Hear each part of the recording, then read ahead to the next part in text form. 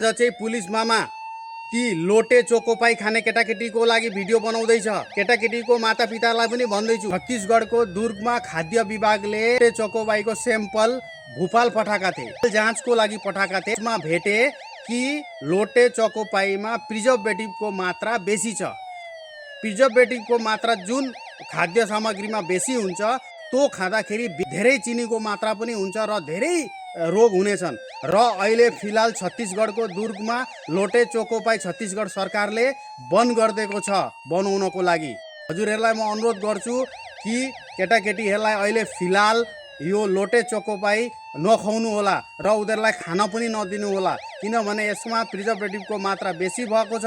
त्यसले गर्दा धेरै रोग हुने सम्भावना छ केटाकेटीहरूलाई। र हजुरहरू अगर केटाकेटीहरूले मानेनन् भने पुलिस मामालाई यो दिएको नम्बरमा फोन गर्नु होला। लोटे चोकोपाई खान्छु भनेर रोयो भने पुलिस मामालाई फोन गर्नु होला। पुलिस मामा आएर 2 वर्षसम्मको लागि जेलमा हालिदिनेछ।